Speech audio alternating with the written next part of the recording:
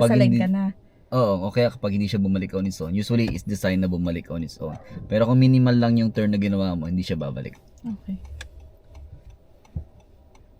Shoulder check. Then,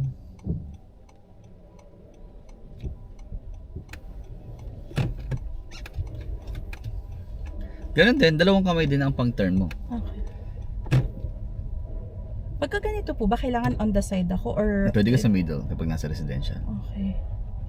So, kailangan mag-stop po ba ako dito or... Right signals lang.